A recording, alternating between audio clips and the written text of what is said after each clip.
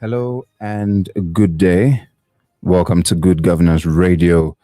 This is the news on Good Governance Radio, and I am Akimbo Oluwa Tobiloba David.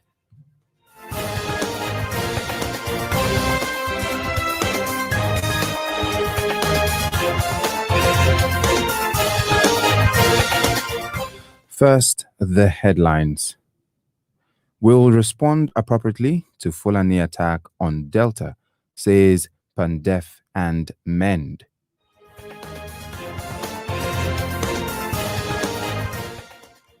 NSITF chief appear in Senate today over alleged 61.1 billion diversion.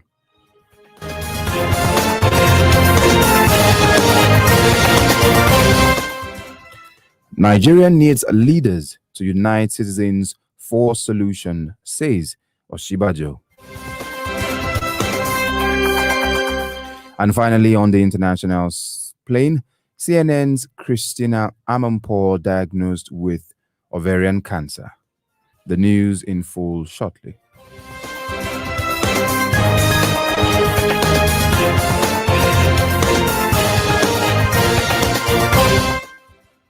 We will respond appropriately to Fulani attack on Delta, says Pandef and Mend. The Pan-Niger Delta Forum on Monday warned that there would be grave consequences should the threat of attacks by faceless Fulani jihadist group be carried out in Delta State. The spokesman of Pandef cautioned that the Niger Delta region would respond appropriately if the threat by the unknown Fulani jihadists was carried out. He was reacting to a letter said to have been passed at strategic points in Asaba by anonymous jihadist group threatening to attack some areas in Delta State, including Agboro and the state capital. Meanwhile, the movement for the emancipation of the Niger Delta has issued a counter-threat against the suspected Fulani jihadist in a letter titled Response to Fulani Threat to the state capital on open grazing ban by the southern governors.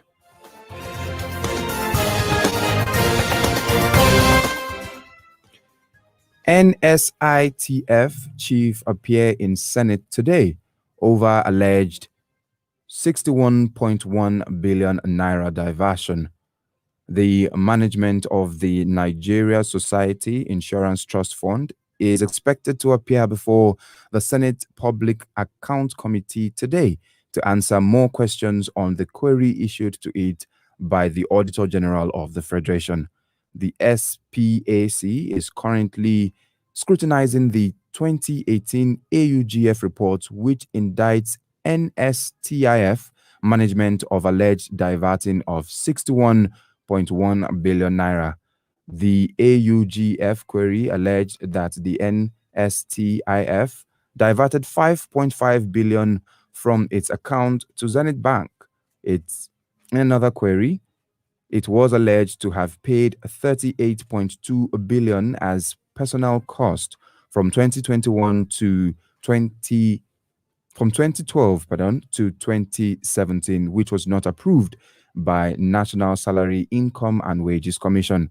The chairman of the committee, Senator Matthew, at the last sitting of the panel on Thursday, told the newly approved manager director of the NSTIF, Dr. Michael, that the agency had over 50 queries to respond to before the committee.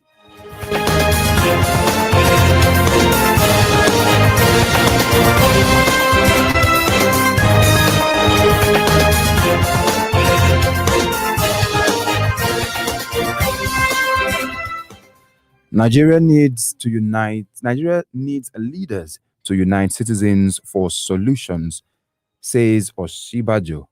Vice President Professor Yemi Oshibajo has declared that Nigeria needs provocative leaders who are prepared to unite the citizens in finding solutions to the current challenges besetting the country. Speaking in Lagos during a courtesy visit to the Oniru of Inru land, Oba Abdulwasi Lawan, on the occasion of his first coronation anniversary, the vice president commended the monarch for being a leader to the people of diverse social ethnic backgrounds. He said, "Our country needs all the leaders, the best leaders, the most provocative leaders, leaders prepared to bring the country together. Lagos is a microcosm of Nigeria. Everybody is here. If things work out well here, things would be okay in the country." While praying for the Oba's successful reign on the throne, the vice president said the progress of his kingdom and the people would be determined by the quality of leadership he provides, a yardstick to measure the role of traditional rulers in the country.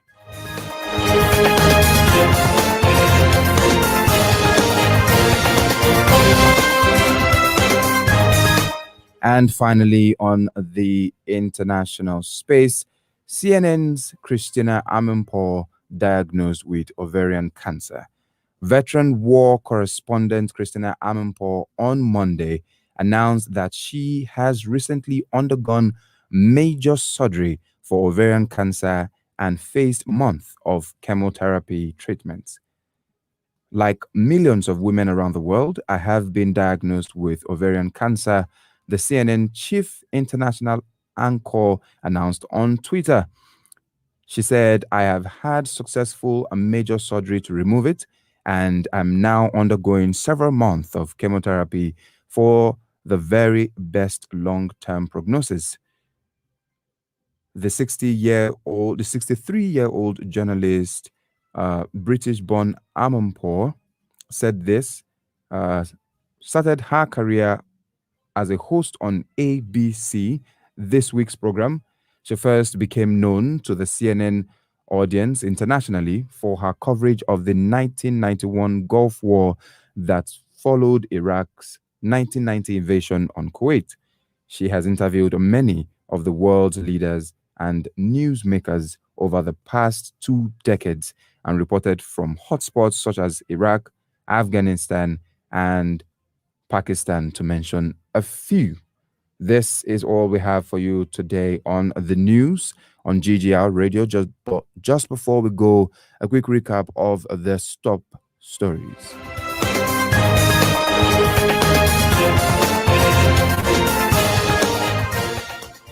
Will respond appropriately to Fulani attacks on Delta, Pandef and Mend has said.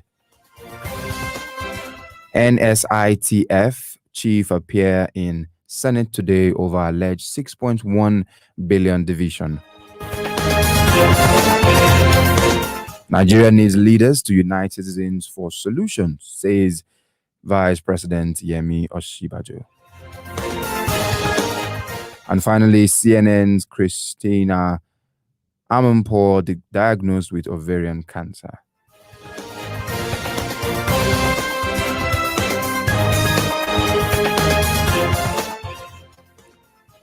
That's the size of it on the news this morning on Good Governance Radio. Remember that you can follow us on all our social media platforms, Facebook, Instagram, and YouTube at Good Governance Radio, or you can go straight to our website, www.ggr.com.ng, to listen to us stream live audio as we discuss political issues. And you can be a part of that discussion by sending your SMS or your WhatsApp message to 0913-023-6602. That is 0913-023-6602. Next up is the newspaper review on GGR with Chris Barsi. Do stay tuned. My name is Akimbo Oluwatobilaba David. I'll see you in a bit.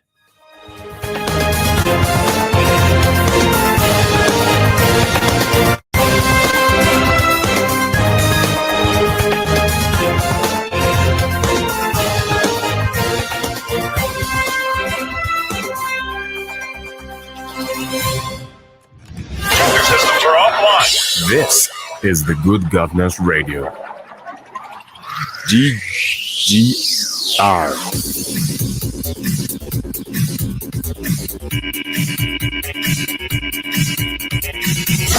Stay with us.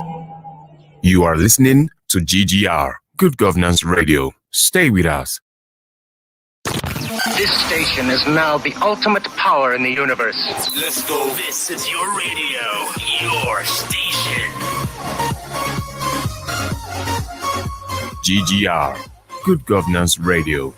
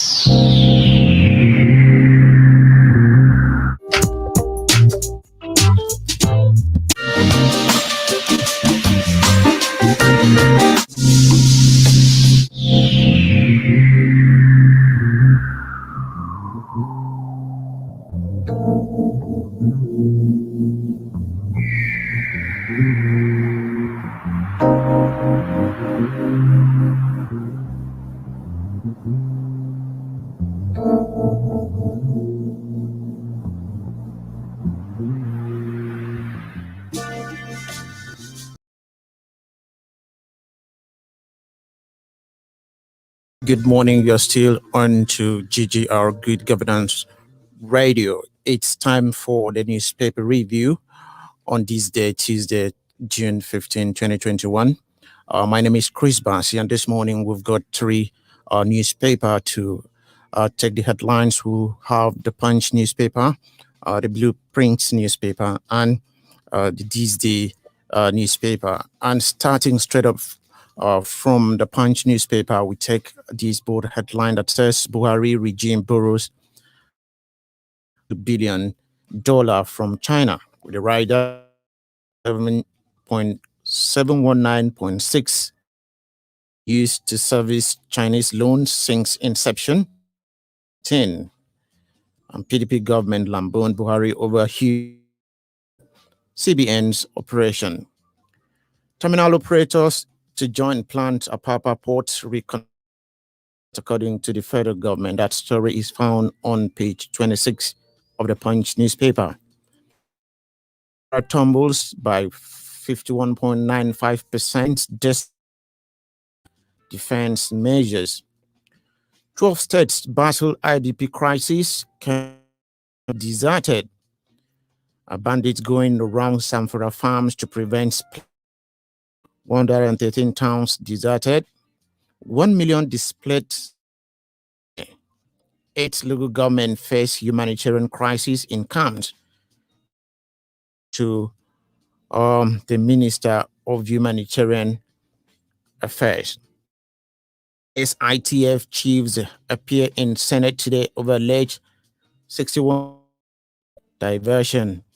Telecom services face disruption as threatened strike. We'll take this one. UNICEF laments abduction of Niger student. Protection. 3 arrested as 14 killed in Plateau. Fresh story can be found on page 35 of the Punch newspaper. Emir River in seasons attacks on Zaria. Umahi defends Buhari, says Southeast government youth on Saturday. And finally, on the front of the Punch newspaper, Labour begins indefinite strike in Nasarawa, alleges poor pay. All right, details of all of that headlines could be found on the front page of the Punch newspaper. And now we move to the Blueprint newspaper with the bold headline here that says, after 5 months captivity, ISWAP frees UN staff 9 orders. With the riders, UNICEF urges release of 150 abducted indigenous students. Gunmen killed 25 in Plateau, Benue communities. Zauzau Emir raises concerns over attacks on Zaria. Convene security summits now. Pioneer NGF Digital's ex-governors. That's a story spanning the pages 14 and 16 of the Blueprint newspaper. G7 developed finance institutions, orders to invest $80 billion in Africa. Nigeria may lose 100 billion naira yearly in tax-related fraud. That's according to HEDA. And looking down here, FG paid 642.43 million foreign debts in first quarter of 2021. That's according to the DMO. Twitter ban hits young Nigerians with 45% unemployment rate. Secondos, PDP governor Tom Calabar give Ayade quit notice. NASDRA developed satellite system to curb insecurity. And this story seems to be very conspicuous on almost all the dailies today. NSITF faces Senate panel over 61.1 billion fraud.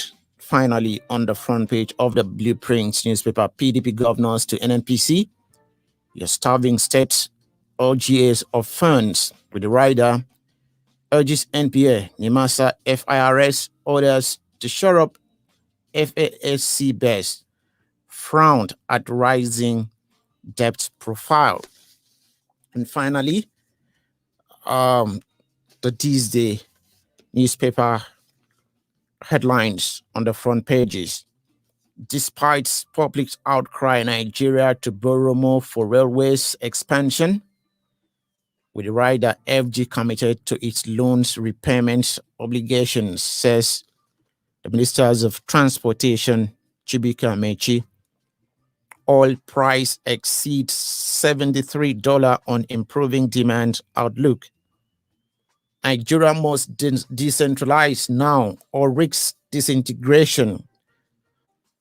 That's coming from Nobel laureate Wole Soyinka. He warned and urges Buhari not to bully secessionists, forget open grazing. Clark chastises president, Northern elders for silence over jihadist threats to Delta, as men warns Fulani group against planned attack. Again, PDP governors push for review of revenue sharing formula. Those are the headlines on the front page of Tuesday newspaper, and we'll go for a short break, and when we return, we'll take you through some of the details of these headlines. Please to stay with us. This is still Good Governance Radio, GGR.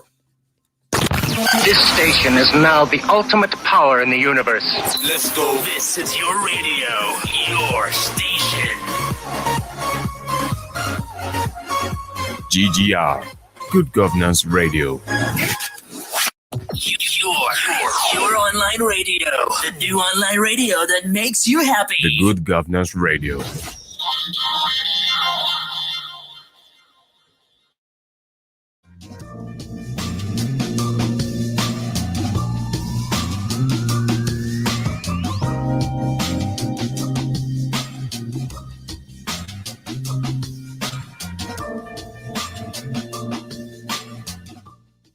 Right, welcome back. You're still on to Good Governance Radio, our newspaper review segment this morning, and taking you through some of the details of the headlines that we've taken before. Buhari regime borrows 2.02 billion from China.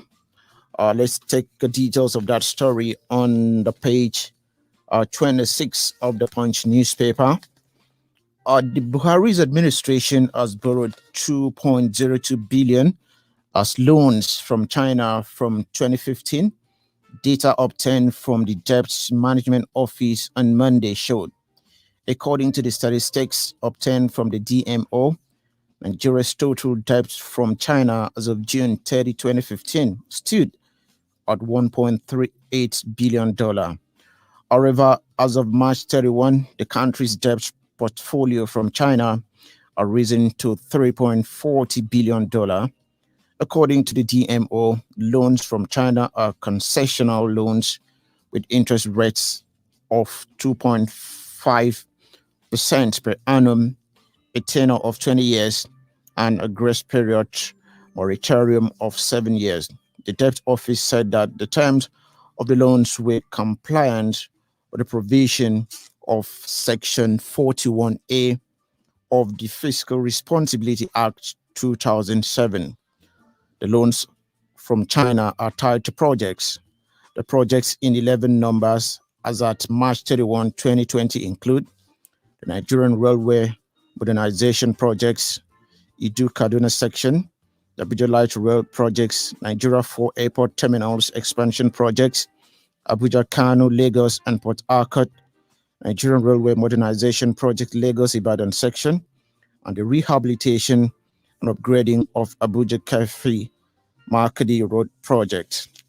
All right, Buhari regime borrows 2.02 billion from China in 6 years. The details of that story can be found on page 26 of the Punch newspaper. Okay, let's take this particular one from still the the Punch newspaper. Umahi defends Buhari appointment, says Southeast Governor youth meets on Saturday. Look up for that story on page 34 of the Punch newspaper. Page 34 of the Punch newspaper has the details of that story. Okay, it goes thus.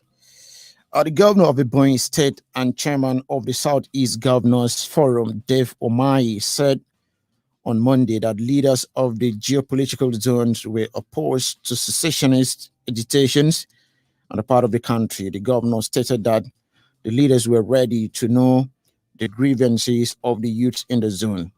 Umahi noted that the president, Major General Muhammadu Buhari, retired, and his ministers might not be aware of all cases of marginalization or exclusion of Igbo people in the country.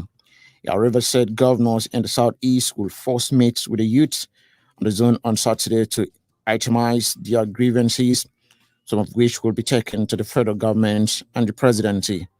The governor made this known on Monday whilst featuring the political affairs program in one of the TV stations in the country. All right. Umahi defend Buhari's appointment, says Southeast Governor youth are to meet on Saturday.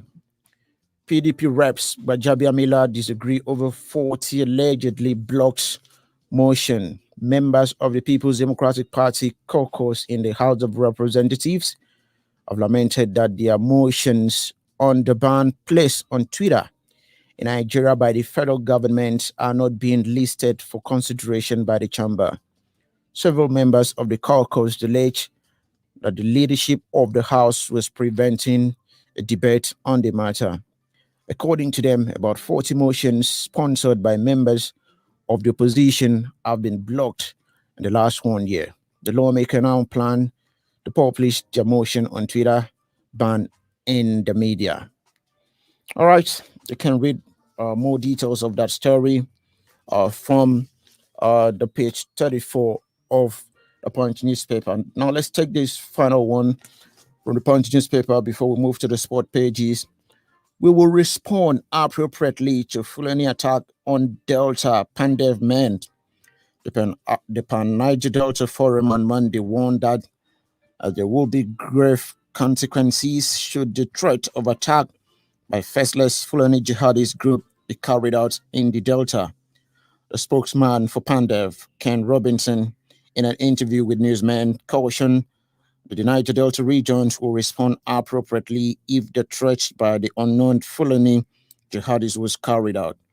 It was reacting to a letter said to have been pasted at strategic points in Asaba by anonymous jihadist group threatening to attack some areas in Delta State, including Agbo and the state capital. He said, let them try it and see. End of quote. All right, you can read details of that on the page 35 of the Punch newspaper. All right, the Twitter story seems not to have left some of the dailies, so we've got one right here. Let's quickly go through it. Twitter ban, ECOWAS court fixes June 22 for hearing. The Community Court of Justice of the Economic Committee of West African States has fixed June 22nd for a hearing in the suit challenging the federal government's suspension of the operations of the microblogging platform Twitter in Nigeria. The Socioeconomic Rights and Accountability Projects and 422 Nigerians, including a former Minister of Education, Obi Ezekwesili, the co-founder of the Bring Back Our Girls movement, Aisha Yusufu, had filed a suit before the court challenging the unlawful suspension of Twitter in Nigeria, criminalization of Nigerians and other peoples using Twitter, and the escalating repression of human rights, particularly the rights to freedom of expression, access to information and media freedom, and the country. All right. Twitter ban, ECOWAS court fixes June 22nd for hearing. You can read details of that story on the page 35 of the Punch newspaper. Now let's take one or two sports stories here. With this one, LMC fines Pillars 7.5 million naira over fines of violence. The league management company LMC has fined Kano Pillars 7.5 million naira after their fans disrupted the Nigeria Professional Football League match against Aqua United at the Ahmadu Bello Stadium, Kaduna on Sunday. In a statement by the LMC on Monday, Pillars were fined 5 million naira for breaching COVID-19 protocols. They were also fined 2.5 million naira for encroachment by their supporters, which led to a discontinuation of the match. The Pillars game against Aqua United was eventually completed Monday morning after fans stopped the game from continuing in the 87th minute on Sunday. All right, so you can read details of that story from the page 44 of the Punch newspaper. LMC fines Pillars 7.5 million naira over fans violence. Okay, we're still taking stories from the dailies, and we're moving to the This Day newspaper. Quickly, let's take details of this particular bold headline of the This Day newspaper. Decentralized now. Next disintegration. Who is Nobel laureate? The details of that story. 8 of This Day. 8 of This Day news has details of that, and now it goes down. Okay, it's the details of talking about the from showing decentralization Nigeria on page 8 of Nigeria failed to decentralize as fast as possible, especially not as rhetoric cannot stay together. It won't. Okay, that's details of that story right here. Okay, let's particular one. I will see get back That's talking a bit of price exits on improving demand outlook.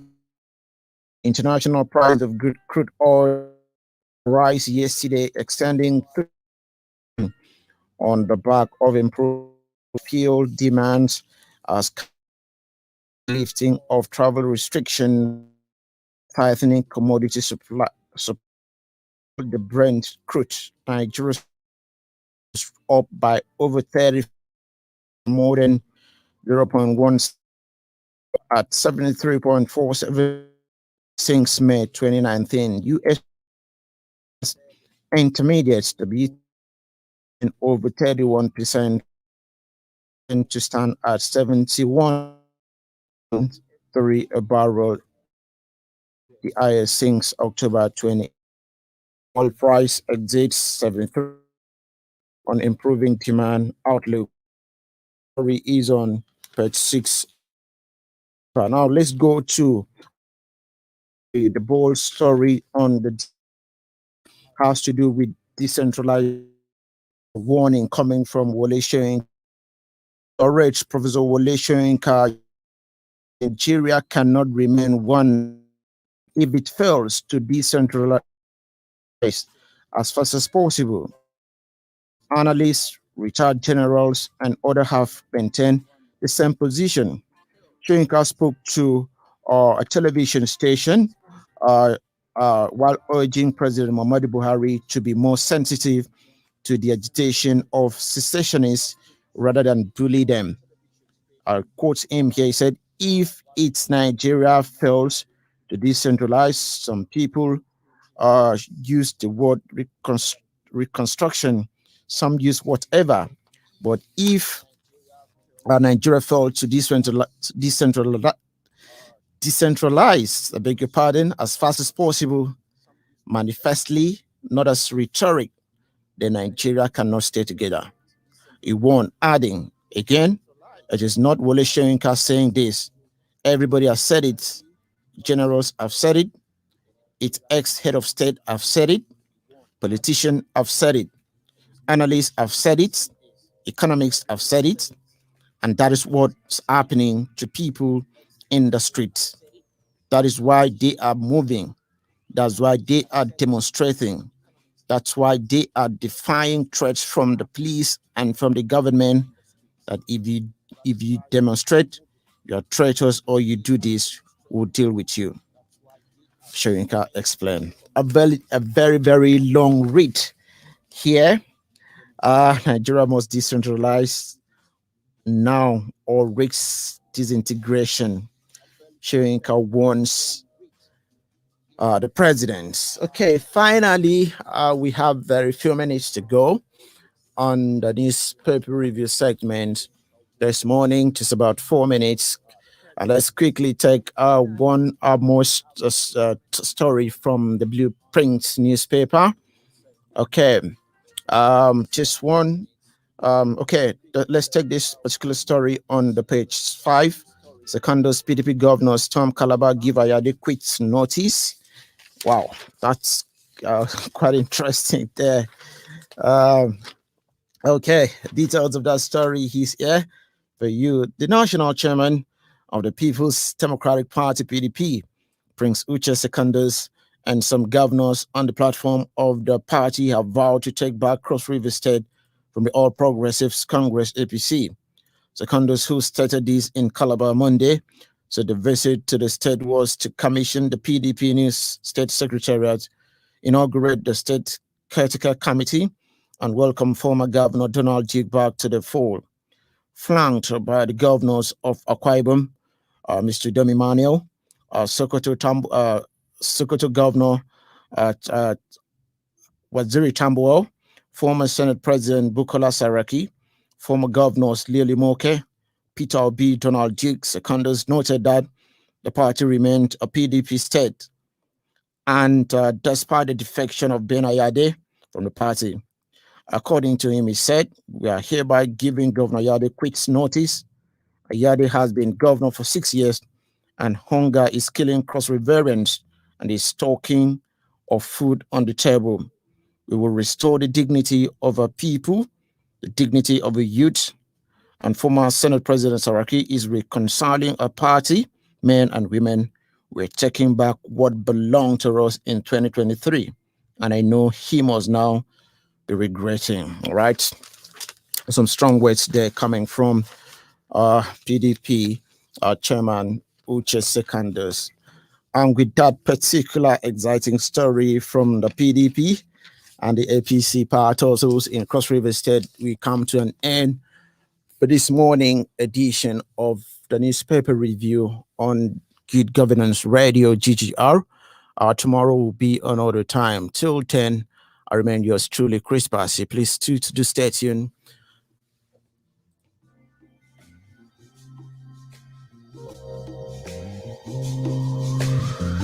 You are listening to GGR, Good Governance Radio. Stay with us.